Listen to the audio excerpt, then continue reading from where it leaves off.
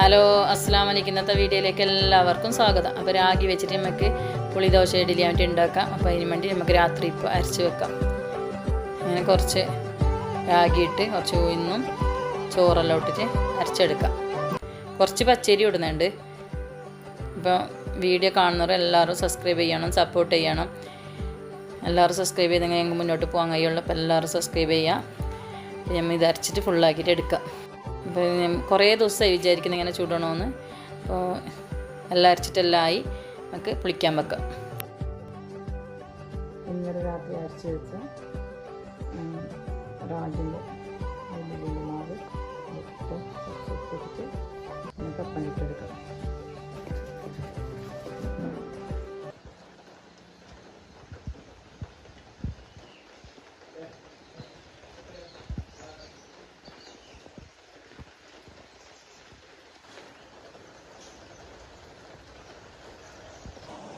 ഇച്ചിരി ഉലുവപ്പൊടി ഇടുന്നുണ്ട്, കുറച്ച് ഇടുന്നുണ്ട്.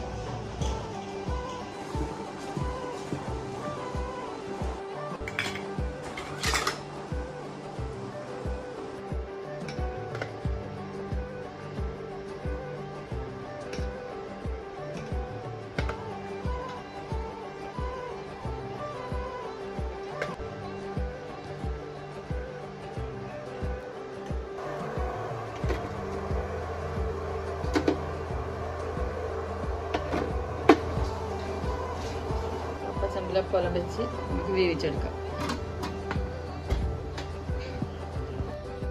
ദോശ ഉപ്പിൻ്റെ കൂടെ വെച്ച് നല്ല ദോശയാണ്, വലിയ ദോശ.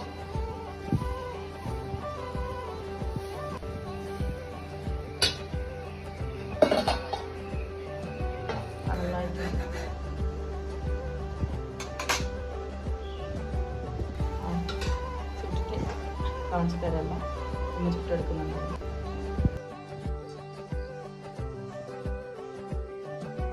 ഇഡ്ഡലിയിലിട്ട് ദോശ ദോശ തിന്നില്ലെങ്കിലും ഞാൻ സ്കൂളിലേക്ക് പോകണം. അപ്പം തിന്നില്ലെങ്കിലും എനിക്ക്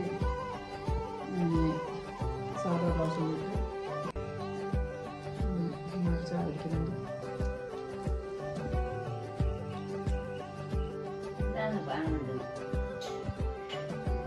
അതെല്ലാവരും ഉണ്ടാക്കി നോക്കി വാങ്ങില്ലേ മാ?